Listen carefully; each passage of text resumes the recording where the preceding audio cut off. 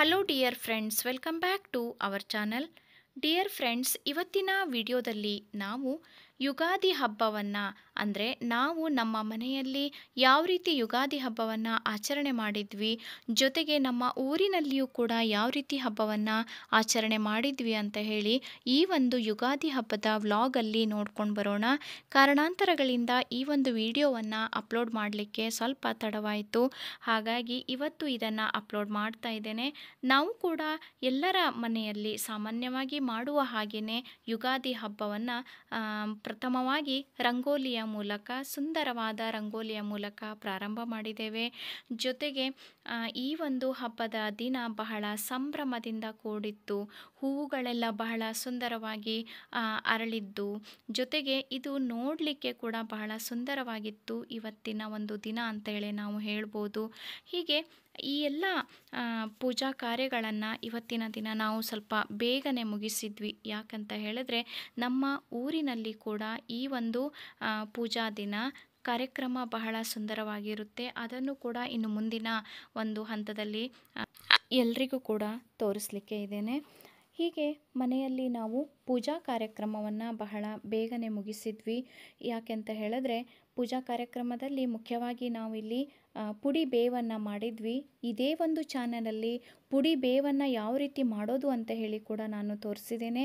ಈ ಪುಡಿ ಬೇವಿನ ಜೊತೆಗೆ ನಮ್ಮ ಮನೆಯಲ್ಲಿ ನಾವು ಪ್ರಸಾದದ ರೂಪದಲ್ಲಿ ಪುಡಿ ಬೇವನ್ನು ಇಟ್ಟಿದ್ದೇವೆ. ಜೊತೆಗೆ ಮಾವಿನಕಾಯಿ, ಬೇವಿನ ಒಂದು ಎಲೆಗಳನ್ನು, ಜೊತೆಗೆ ಈ ಪುಡಿ ಬೇವನ್ನು ಯಾವ ರೀತಿ ಹಾಲು ಮತ್ತು ತುಪ್ಪದೊಂದಿಗೆ ಬೆರೆಸಿ ನಾವು ತಿನ್ನಬೇಕು ಅನ್ನೋದನ್ನು ಕೂಡ ಆ ಒಂದು ವಿಡಿಯೋದಲ್ಲಿ ತಿಳಿಸಿದ್ದೇನೆ. ಡಿಯರ್ ಫ್ರೆಂಡ್ಸ್, ಇನ್ನು ನಮ್ಮ ಮನೆಯಲ್ಲಿ ಒಂದು ವಿಶೇಷವಾದ ಒತ್ತು ಶಾವಿಗೆಯ ಮಷಿನ್ ಇದೆ. ಬಹಳ ಹಳೆಯ ಕಾಲದ್ದು, ಹೆಚ್ಚು ಕಡಿಮೆ ಒಂದು 200 ವರ್ಷಗಳ ಒಂದು ಹಿಂದಿನ ಒಂದು ಮಷಿನ್ ಅಂತಲೇ ಅದನ್ನು ಹೇಳ್ಬೋದು. ನಾನು ಇದನ್ನು ಕೂಡ ಆ ಒಂದು ವಿಡಿಯೋದಲ್ಲಿ ತೋರಿಸಿದ್ದೇನೆ. ಆ ಒಂದು ಒತ್ತು ಶಾವಿಗೆಯ ಮಷಿನ್ ಮೂಲಕ, ಅಂದರೆ ಕಟ್ಟಿಗೆಯ ಒಂದು ಮಣೆಯ ಮೂಲಕ ನಾವು ಒತ್ತು ಶಾವಿಗೆಯನ್ನು ತಯಾರಿಸಿದ್ವಿ.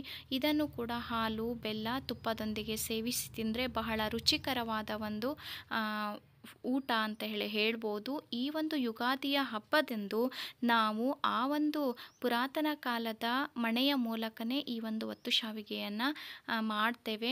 ಇನ್ನು ದೇವರ ಪೂಜೆಯನ್ನು ಮಾಡಿ ದೇವರಿಗೆ ಈ ರೀತಿಯಾಗಿ ಬಹಳ ಸರಳವಾಗಿ ನಾವು ನೈವೇದ್ಯವನ್ನು ಮಾಡಿದ್ವಿ.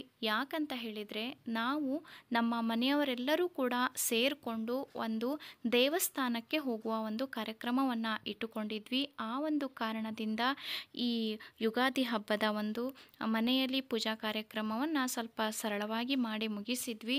ಹಾಗೆ ನಾವು ಇಲ್ಲಿ ನಮ್ಮ ಒಂದು ಊರಿನಿಂದ ಹೆಚ್ಚು ಕಡಿಮೆ ಒಂದು 8 ರಿಂದ 10 ಕಿಲೋಮೀಟರ್ ಅಂತರದಲ್ಲಿ ವೀರಭದ್ರೇಶ್ವರನ ಒಂದು ದೇವಸ್ಥಾನವಿದೆ. ಈ ವೀರಭದ್ರೇಶ್ವರನ ದೇವಸ್ಥಾನ ಭಕ್ತಿ ಪರವಶತೆಗೆ ಹೆಸರುವಾಸಿಯಾದ ಒಂದು ದೇವರೇ ಅಂತೇಳಿ ಹೇಳ್ಬೋದು. ಬಹಳ ಈ ಒಂದು ಹಬ್ಬದ ದಿನದಂದು ಬಹಳ ಸುಂದರವಾಗಿ ಅಲಂಕಾರವನ್ನು ಮಾಡಿದ್ರು.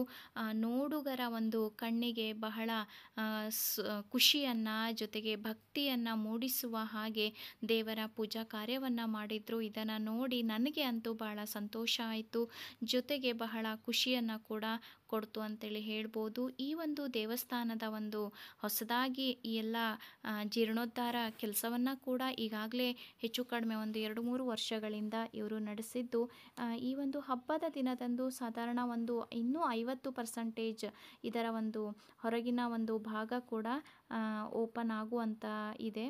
ಮುಖ್ಯ ದ್ವಾರ ಇನ್ನೂ ಕೂಡ ಇನ್ನೂ ಕೂಡ ನಿರ್ಮಾಣದ ಹಂತದಲ್ಲಿಯೇ ಇದೆ. ಬಹಳ ಸುಂದರವಾದ ಒಂದು ದೇವಸ್ಥಾನ. ಇಲ್ಲಿ ಮುಖ್ಯವಾಗಿ ಎಲ್ಲ ಮುಖ್ಯ ದೇವತೆಗಳಿಗೆ ಒಂದು ಸಣ್ಣದಾಗಿ ಮಂಟಪವನ್ನು ಕೂಡ ನಿರ್ಮಾಣ ಮಾಡಿದ್ದಾರೆ. ಬಹಳ ಸುಂದರವಾದ ಒಂದು ದೇವಸ್ಥಾನ. ಈ ಒಂದು ದೇವಸ್ಥಾನಕ್ಕೆ ನಾವು ಹೋಗಿದ್ವಿ, ಮನೆಯವರೆಲ್ಲರೂ ಸೇರಿಕೊಂಡು ಈ ಪೂಜಾ ಕಾರ್ಯಕ್ರಮದಲ್ಲಿ ಕೂಡ ಭಾಗವಹಿಸಿದ್ವಿ. ಇಲ್ಲಿ ಅನ್ನಸಂತರ್ಪಣಾ ಕಾರ್ಯಕ್ರಮ ಕೂಡ ಇತ್ತು.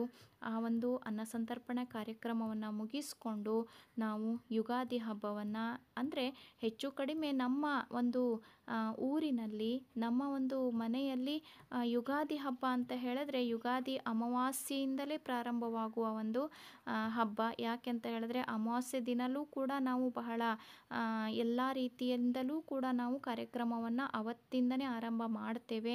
ಜೊತೆಗೆ ಪಾಡ್ಯದ ದಿನದಂದು ಈಗಾಗಲೇ ಹೇಳಿದ ಹಾಗೆ ಎಲ್ಲವನ್ನು ಕೂಡ ನಾವು ಮಾಡಿ ಈ ಒಂದು ಪೂಜಾ ಕಾರ್ಯಕ್ರಮಕ್ಕೋಸ್ಕರ ದೇವಸ್ಥಾನಕ್ಕೆ ಭೇಟಿ ಕೊಟ್ಟಿದ್ವಿ. ಇಲ್ಲಿ ಈಗಾಗಲೇ ಹೇಳಿದ ಹಾಗೆ ಅನ್ನ ಸಂತರ್ಪಣಾ ಕಾರ್ಯಕ್ರಮವನ್ನು ಕೂಡ ಮುಗಿಸಿದ್ವಿ.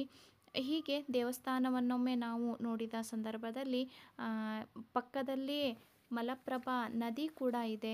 ಬಹಳ ಸುಂದರವಾದ ಒಂದು ನದಿ, ಅದನ್ನು ಕೂಡ ನಿಮಗೆ ತೋರಿಸಲಿಕ್ಕೆ ಇದ್ದೇನೆ. ಮಲಪ್ರಭಾ ನದಿಯ ಒಂದು ದ್ವಾರದಲ್ಲಿಯೇ ಈ ಒಂದು ದೇವಸ್ಥಾನ ಇದೆ. ಹೆಚ್ಚು ಕಡಿಮೆ ಬಹಳಷ್ಟು ಜನರು ಕೂಡ ಈ ಒಂದು ದೇವಸ್ಥಾನಗಳಿಗೆ ಬಂದು ಭೇಟಿಯನ್ನು ಕೊಡ್ತಾರೆ. ನಮ್ಮ ಮನೆಗೆ ಸಮೀಪದಲ್ಲಿರುವ ಒಂದು ಬಹಳ ಸುಂದರವಾದ ಒಂದು ದೇವಸ್ಥಾನ ಇದು ಅಂತ ಹೇಳಿ ಕೂಡ ಹೇಳ್ಬೋದು. ಆತ್ಮೀಯರೇ, ಈ ಒಂದು ದೇವಸ್ಥಾನವನ್ನೊಮ್ಮೆ ನೋಡಿಕೊಂಡು ಬರೋಣ.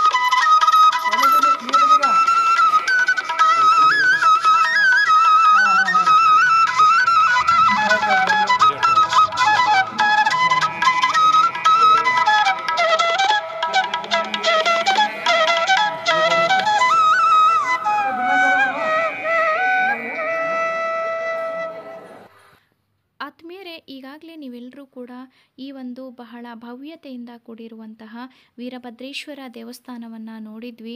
ಇದರಲ್ಲಿ ನಾನು ಕೆಲವು ಫೋಟೇಜ್ ಹಾಗೆಯೇ ವಿಡಿಯೋವನ್ನು ಇದರಿಂದಲೂ ಕೂಡ ಶಿವರಾತ್ರಿಯ ಸಮಯದಲ್ಲಿ ಕೂಡ ನಾವು ಭೇಟಿಯಾಗಿದ್ವಿ. ಆ ಒಂದು ಶಿವರಾತ್ರಿ ಸಮಯದ ಒಂದು ಸಂದರ್ಭದ ಒಂದು ವಿಡಿಯೋವನ್ನು ಕೂಡ ಇದರಲ್ಲಿ ಆ್ಯಡ್ ಮಾಡಿದ್ದೇನೆ ಸ್ವಲ್ಪ. ಯಾಕೆಂತ ಹೇಳಿದ್ರೆ ಯುಗಾದಿ ಹಬ್ಬದ ದಿನ ನಾವು ಹೋದ ಸಂದರ್ಭದಲ್ಲಿ ಎಲ್ಲವನ್ನ ಕೂಡ ಕ್ಯಾಪ್ಚರ್ ಮಾಡಲಿಕ್ಕೆ ಆಗಿರಲಿಲ್ಲ. ಹಾಗಾಗಿ ಅದನ್ನು ಕೂಡ ಸ್ವಲ್ಪ ಆ್ಯಡ್ ಮಾಡಿದ್ದೇನೆ. ಸೊ ಇದೆಲ್ಲವೂ ಕೂಡ ನಮ್ಮ ವೀರಭದ್ರೇಶ್ವರ ದೇವಸ್ಥಾನದ ಒಂದು ಸ್ಥಳ ಅಂತೇಳಿ ಹೇಳ್ಬೋದು. ಬಹಳ ಸುಂದರವಾದ ಭವ್ಯತೆಯಿಂದ ಜೊತೆಗೆ ಭಕ್ತಿ ಪ್ರಧಾನವಾಗಿರುವ ಒಂದು ದೇವಸ್ಥಾನ ಈ ಒಂದು ವೀರಭದ್ರೇಶ್ವರ ದೇವಸ್ಥಾನ ಅಂತೇಳಿ ಹೇಳ್ತಾ, ಹೀಗೆ ಯುಗಾದಿ ಹಬ್ಬಕ್ಕೆ ಈ ಒಂದು ದೇವಸ್ಥಾನಕ್ಕೆ ಭೇಟಿ ಕೊಡುವುದರ ಮೂಲಕ ಅವತ್ತಿನ ದಿನದ ಒಂದು ಹಬ್ಬವನ್ನು ನಾವು ಮುಗಿಸಿದ್ವಿ. ಇನ್ನು ಹೆಚ್ಚು ಕಡಿಮೆ ನಮ್ಮ ಮನೆಯಲ್ಲಿ ಈಗಾಗಲೇ ಹೇಳಿದ ಹಾಗೆ 3 ದಿನದ ಒಂದು ಹಬ್ಬ ಇದು ಯುಗಾದಿ ಹಬ್ಬ. ಕೆಲವೊಂದು ಸಂದರ್ಭದಲ್ಲಿ 2 ದಿನಗಳು ಬರುತ್ತೆ. ಇನ್ನು ಈ ಸಲ ಏನಾಗಿದೆ ಅಂತ ಹೇಳಿದ್ರೆ 3 ದಿನಗಳ ಕಾಲ ಈ ಒಂದು ಹಬ್ಬವನ್ನು ನಾವು ಆಚರಣೆ ಮಾಡಿದ್ವಿ. ಸೊ ಇದು ಮೊದಲ ದಿನದ ಒಂದು ಹಬ್ಬದ ಒಂದು ಆಚರಣೆ ಅಂತೇಳಿ ಹೇಳ್ಬೋದು. ಇನ್ನು ಬಹಳ ಮುಖ್ಯವಾದ ಒಂದು ದಿನ ಏನಂತ ಹೇಳಿದ್ರೆ ಎಲ್ಲ ನಮ್ಮ ಊರಿನ ಎಲ್ಲ ದೇವಸ್ಥಾನಗಳಿಗೆ ಆರತಿಯನ್ನು ತೆಗೆದುಕೊಂಡು ಹೋಗಿ ಉಡಿಯನ್ನು ತುಂಬುವ ಒಂದು ಕಾರ್ಯಕ್ರಮ, ಬಹಳ ಸುಂದರವಾದ ಒಂದು ಕಾರ್ಯಕ್ರಮ. ಅದನ್ನು ಕೂಡ ನೆಕ್ಸ್ಟ್ ವ್ಲಾಗಲ್ಲಿ ನಾನು ತೋರಿಸ್ಲಿಕ್ಕೆ ಇದ್ದೇನೆ ಅಂತೇಳಿ ಹೇಳ್ತಾ, ಈ ಒಂದು ವಿಡಿಯೋ ನಿಮಗೇನಾದರೂ ಇಷ್ಟ ಆದರೆ ಲೈಕ್ ಮಾಡಿ, ಶೇರ್ ಮಾಡಿ, ಜೊತೆಗೆ ಕಮೆಂಟ್ ಕೂಡ ಮಾಡಿ, ಸಬ್ಸ್ಕ್ರೈಬ್ ಮಾಡೋದನ್ನು ಮರಿಬೇಡಿ. Thank you so much.